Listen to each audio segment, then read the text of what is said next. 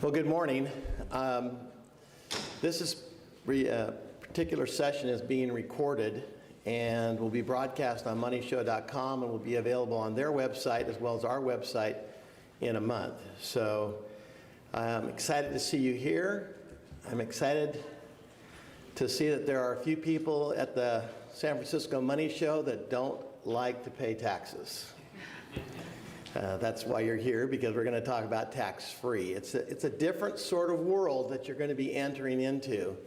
It is the world of tax-free, not tax-deferred like the IRAs or the 401ks or the annuities. This is a tax-free world that we're going to be talking about. And I've entitled my topic and my book, which, by the way, all of you in attendance today will be able to receive a copy of this book. It's $24.95 on Amazon, but you can get it from me here today for $10. We will also be, myself and Rick Durfee, who's in the back, be speaking a little bit later today, and we're going to be doing a symposium on estate planning and asset protection tomorrow at 9 o'clock in the morning. Rick and I will be available for interviews the rest of the day in Suite Pacific J, so somewhere up, about 4 floors up, I believe is what it is. So let's talk about the family bank strategy and what it is. How many of you have had the opportunity to see Ed Slott present on, say, PBS, on public broadcast? He is recognized all over the country as the nation's leading expert in IRAs. And in 2014, he presented a program that I happened to tune into and found it very interesting. Now, first of all, Ed is very animated, a lot more than I am. Those of you that have seen him know what I'm talking about. He gets pretty excited. And he made this bold statement. He said, if I could show you a way your family could be guaranteed to inherit your estate value today, so the value of what it is today,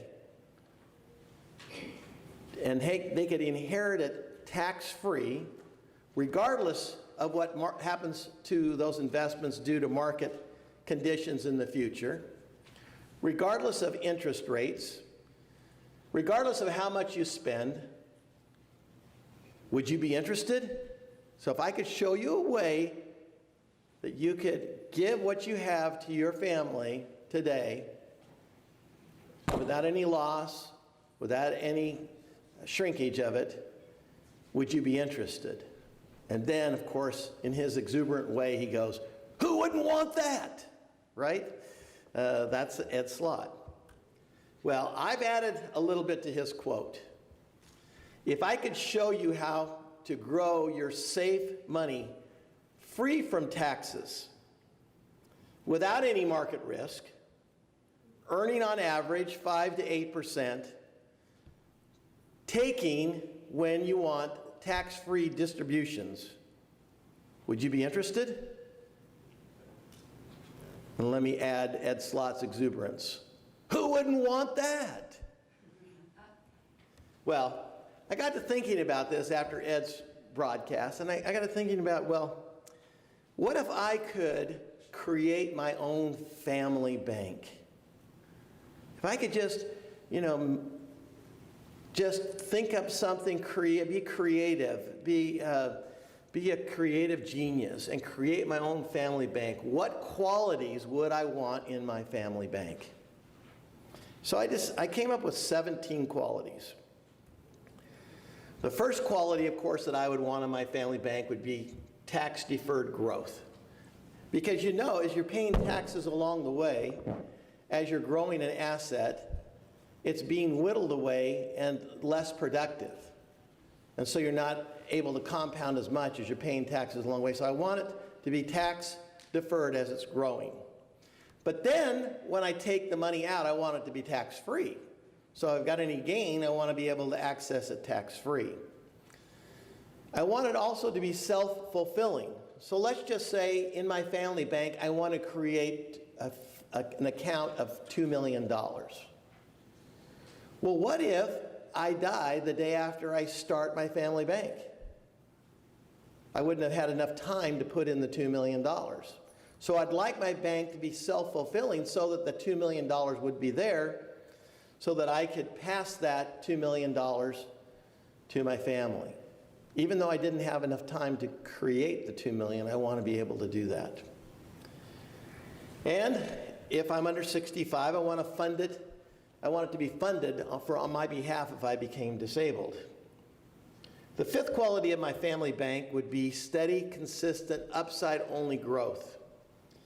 Somewhere between 5 and 8%. I don't want to swing for the fences, no home runs. Just single after single. I want some consistency each and every year. I want to make sure that any gains that I have in my family bank, once they are attained, I want them to be locked in and never lost due to market downturns. Also in my family bank, I want to be able to access my money, to borrow the money personally without any interest. Wouldn't that be nice? And without any payment schedule. And I would also like paying a loan back that I take out of my family bank optional. And I don't want it to affect my credit score. I want to be able to take out loans whenever I want to, without any qualification or time delays, with no one telling me, no, you can't have it.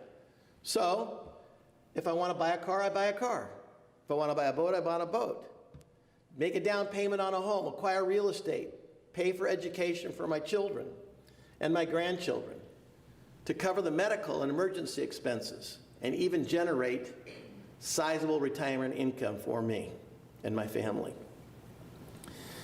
I also want to be able to lend money to my family members at the preferred rates that I designate. Now, I could even lend money to my family members, to my kids, my grandkids, and my nieces and nephews without any interest if I decide to. But if I want to have them pay some interest, I'm the one that makes the determination of what it is, not the bank, not the other institution. I also want to be able to forgive those loans if I decide to. I want my bank to be customer friendly with no debt collectors ever calling. I want to be able to transfer my bank to my spouse, to my children, my grandchildren, or my favorite charity without taxation on the gains that I've had in my family bank. And I want to do this without any expense of probate. I want it to be creditor proof so that if someone comes and sues me, they can't get at it. This is in my little bank, my little family bank. I don't want anybody, any creditors or predators to grab it. Now, IRAs require distributions, correct? It's 70.5. Well, I want my bank's distribution to be determined by me, not by the government. I want to be able to take it out when I want, not somebody telling me when I have to take it out. And I also don't want them to tell me how much to take out. Because of an required distribution, they tell you how much to take out, correct? Well, I also want it to be backed by some of the strongest financial institutions in the world. Companies that are over 100 years old. I want it to carry my personal family name, so I want it to be called the Phillips Family Bank. And most importantly, I want my bank to be safe from scammers like Bernie Madoff and other Ponzi criminals. So those are my 17 qualities. I'm sure I could have figured out a few more, but 17, I was exhausted after 17. Now, my question is, if you could have a family bank like that, would you want that?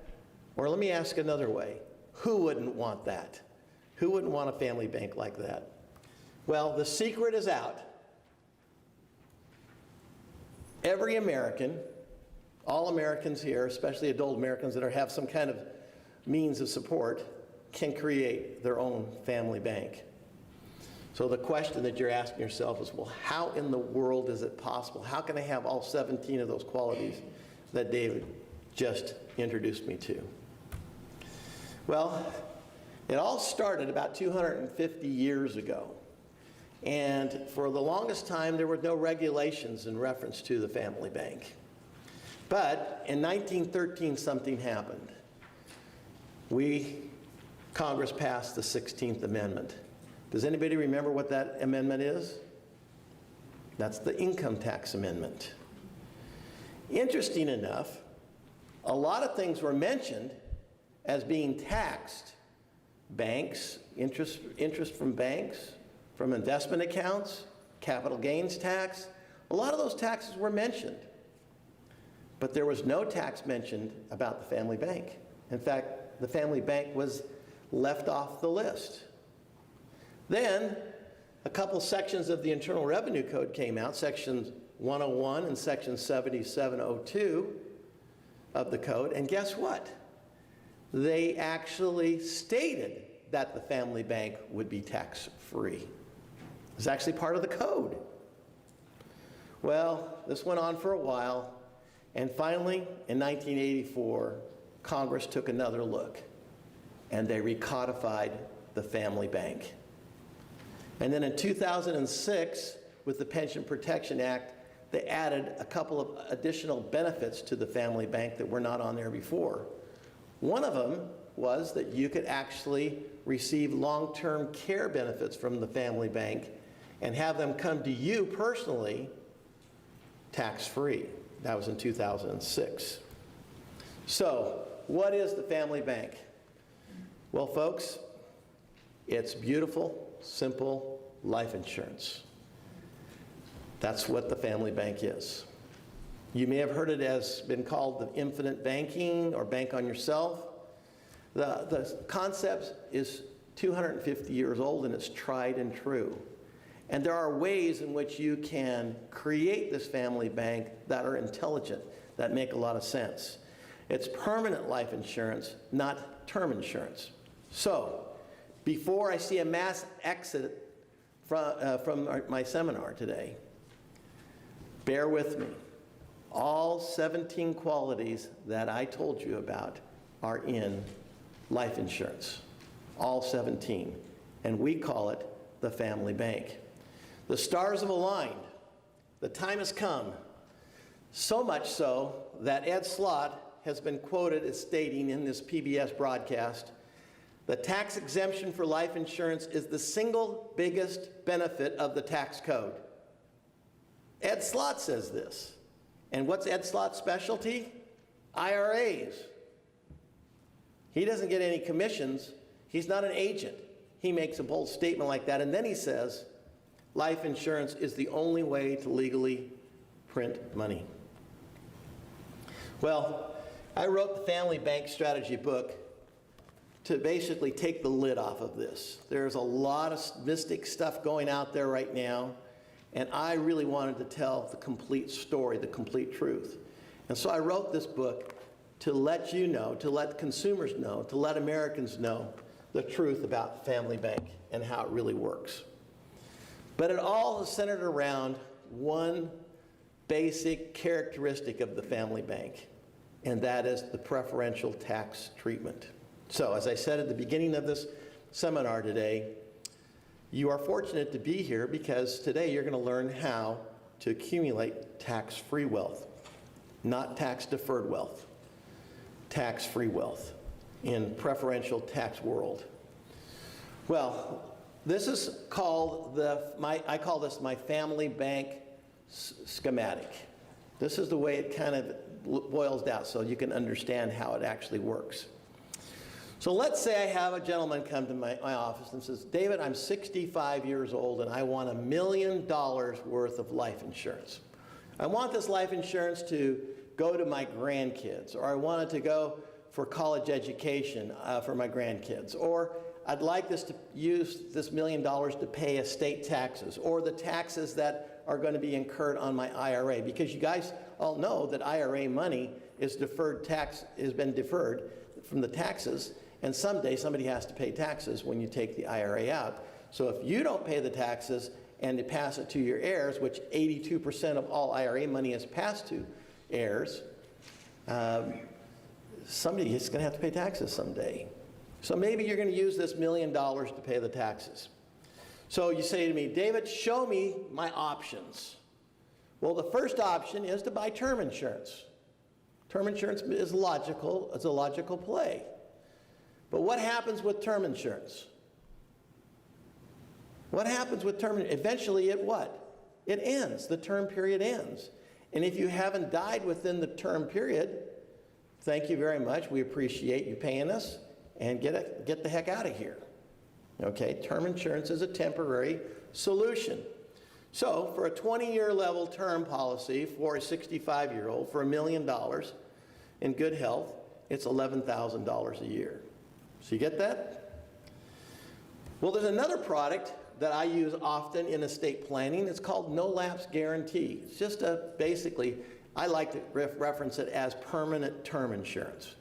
It's very one-dimensional. It has a life insurance benefit, but it doesn't have a term period.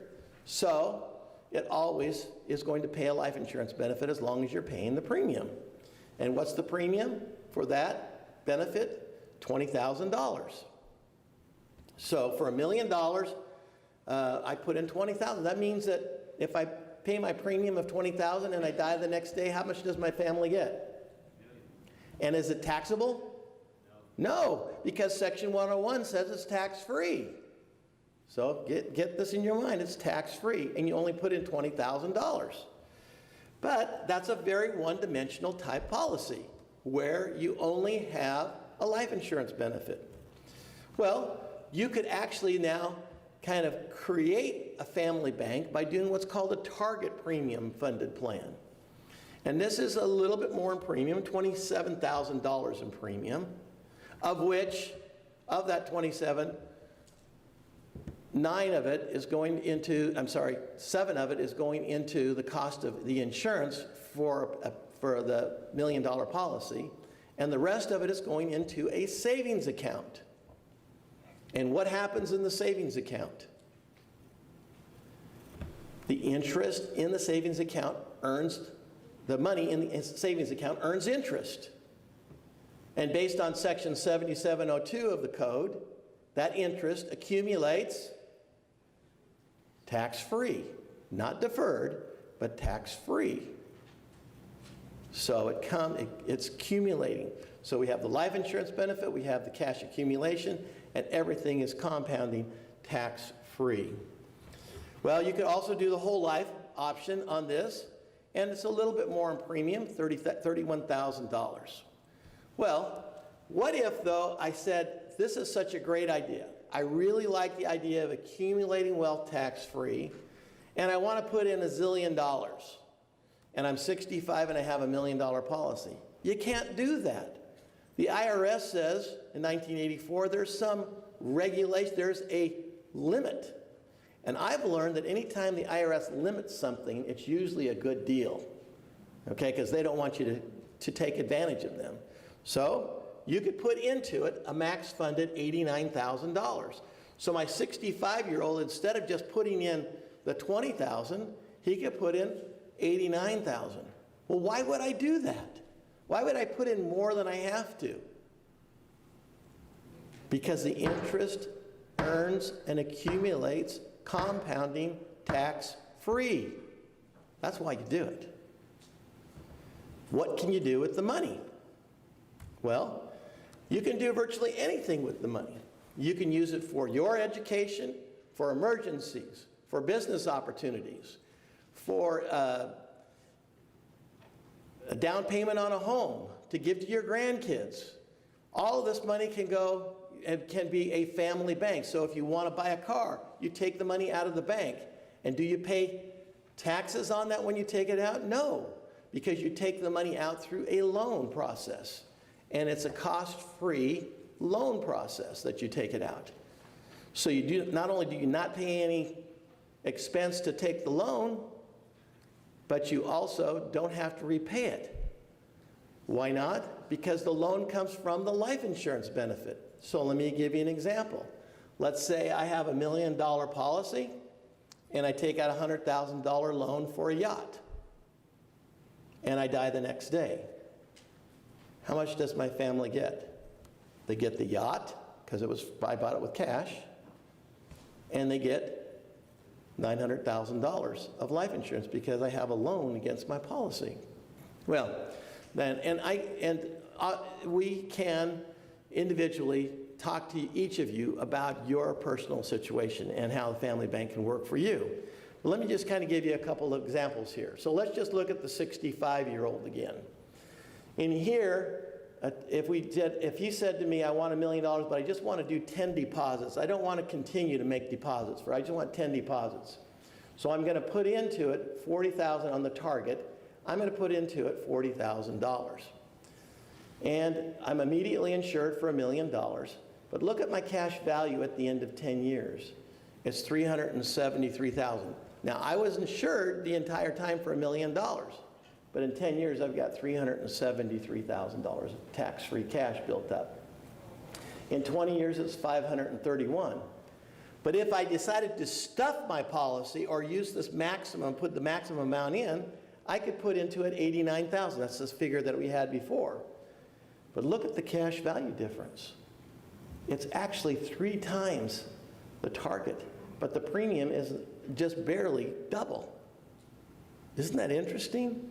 The deposit is double, but my cash is 3 times. Now, when the life insurance and the cash value accounts become close to each other, there is a rule in the policies that requires that the policies increase the face amount accordingly so that we don't create the taxable event. We want to make sure that that is always in place. And the programs that we work with do that. So this is called a target. This is called stuffing. This is for a male. I've actually found that for those individuals that are really wanting to use this vehicle as a tax-free accumulation account and tax-free income account, that if they are married, it's actually better to do a joint policy, husband and wife together. Why would that be? Because the life insurance benefit on a joint policy doesn't pay until the surviving spouse passes away. So not on the first to go, it's on the surviving. So the cost of insurance is a lot lower. So if the cost of insurance is lower and you're putting in the same amount of money, $40,000, look at the cash accumulation. It's significantly more. In fact, I put in $43,000 over 10 years. I put in $430,000. My cash is $493,000. But look at the life insurance benefit. It starts out at $2 million. So it's $2 million instead of $1 million. $2 million to my family, tax-free. But look at the stuffing. I put in $131,000, and my cash value is $1.6 million. I mean, what can you do with $1 million of tax-free money? It's pretty impressive. Why would anybody do a Roth? No one would do it. No one, if they understood this, would do a Roth, ever do a Roth. Why? Because a Roth is worth what a Roth is worth, period. Here, you put in $43,000, it's worth $2 million. Day one, tax-free. No one would do a Roth. No one. And Roth has risk. This has singles, 5 to 8%. Boom, every time at bat. Boom, every time at bat. No home runs, no fences, but singles, 5 to 8%. Okay, well, let's talk now about the reality. Where do I come up with money then to fund my family bank? Sounds like a great idea. Where do I come up with the money? I want to fund this. I like this. This is great. I want tax-free. Where do I come up with the money? Well, first of all, look at your idle money. The money that you might have in a CD or in an annuity, or money that you might have in a money market account, or even a brokerage account that has a lot of risk. Because what this does is this is going to take the risk off the table. There's no more risk. We're not going to take the risk. This is a risk-free situation. I'm not going to swing for the fences. I won't allow you to do that. This is a steady single after single. Another place that we find money is in your IRA. We talked about the Roth conversion, but there's money sitting in the IRA. Wouldn't it be nice if you could take that IRA and do a Roth-like conversion, but instead of you having to pay the taxes on the conversion the year after you take the money out, on April 15th, let's let somebody else pay the tax liability. Doesn't that make sense? Wouldn't that feel better? So I get to create my family bank. I get to create my family bank and have all of the virtues of the 17 qualities that I want, but I get to take it from my IRA and have somebody else pay the tax liability with no out-of-pocket cost to me. We call this concept the IRA reboot with the family bank strategy. And in fact, it's the tax-free ace that you have up your sleeve.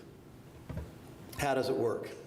Well, let's say I have $1 million in my IRA, and I decide I'm going to do the IRA reboot, and I'm going to do a repositioning of it over a 3 to 5 year period of time. So I'm not going to take it all out immediately. It's still going to be in my IRA, but I'm going to reposition it over a period of years. Why would I do that?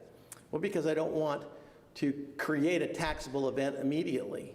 So what I do is I secure a very special kind of family bank strategy. It's a unique one.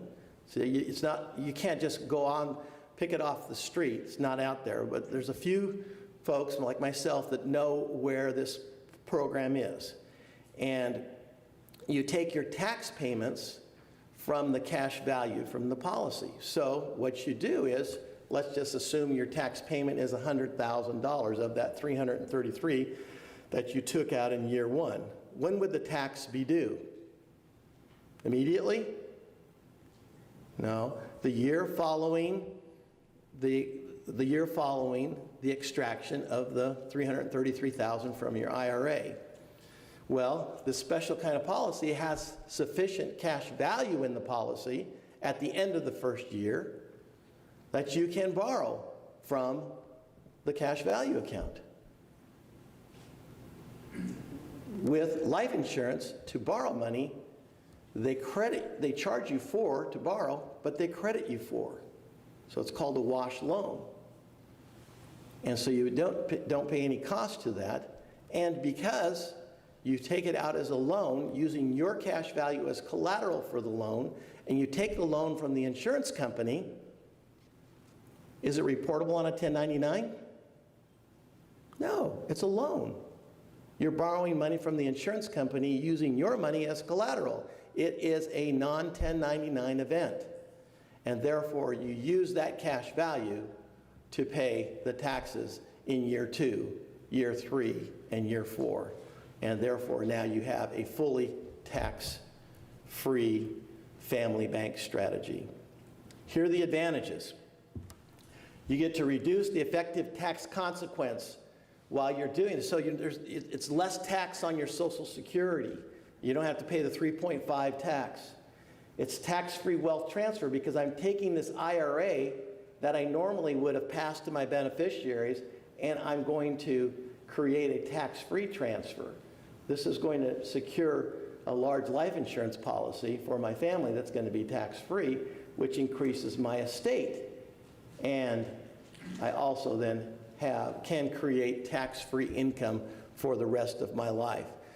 You need to see this. This IRA reboot is an amazing strategy. And what I suggest to each of you is on your handout, put down that on the evaluation form that each of you should have, there's an evaluation form. If you'll turn that evaluation form in, you not only get a copy of my book, The Family Bank Strategy, for $10, you'll also be able to get some specific information about the IRA reboot and how it would work for you if this is something that you have, if you have money in your IRA.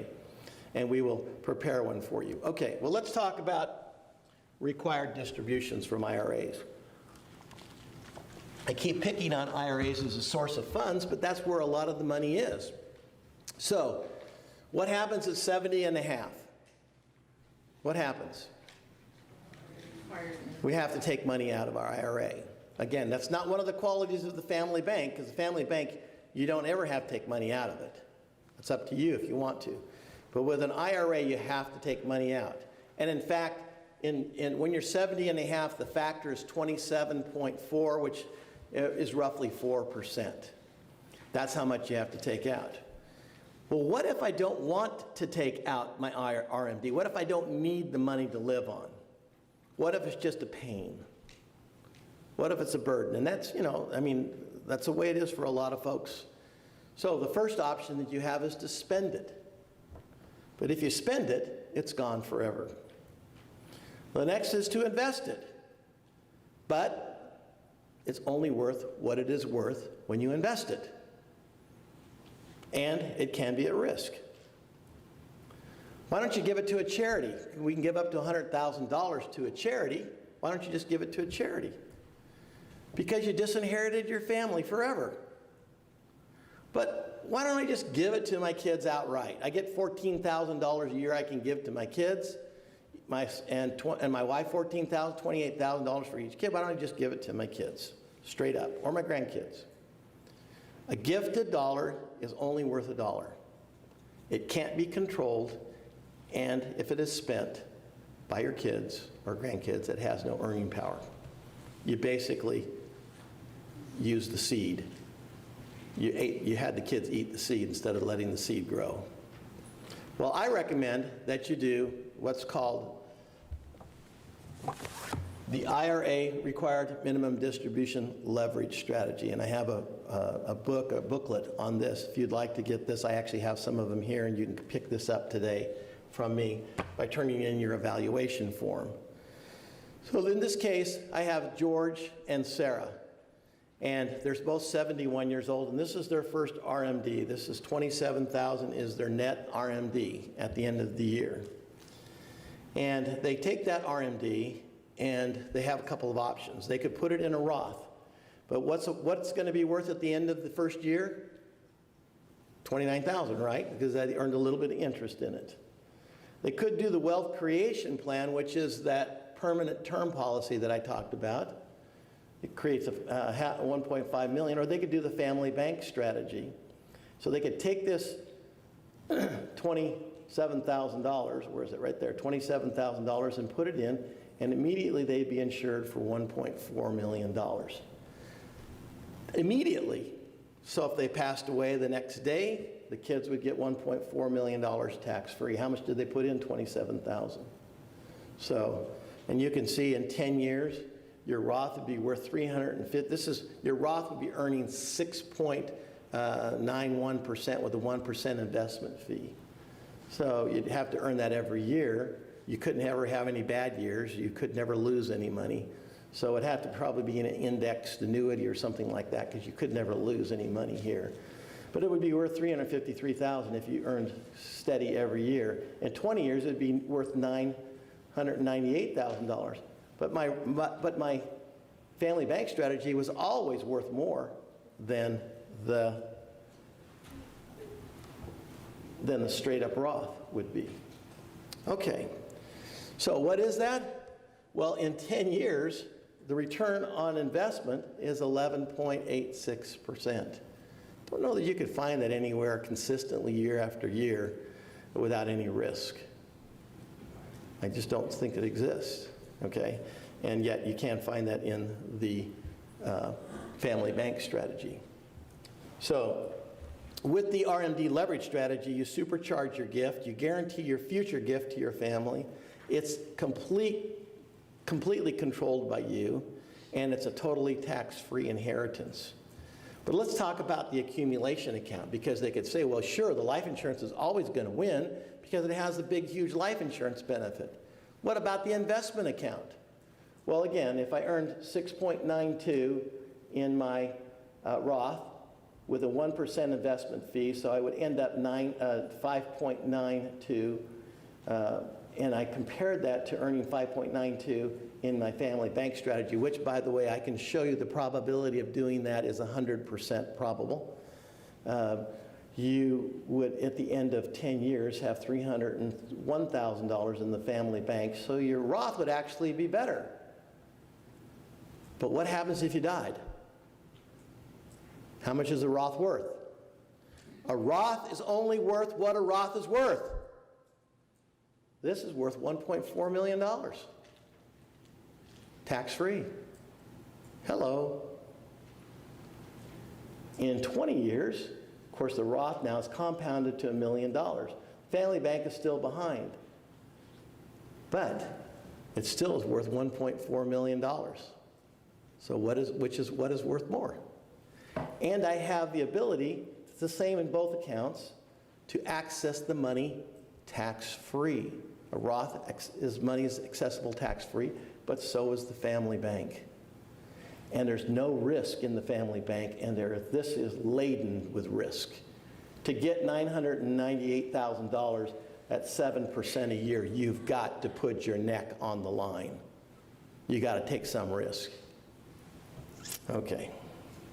So in summary, with the RMD leverage strategy, again, I have this special report that you can pick up for free today by filling out your evaluation form. Just tell me how I did here today.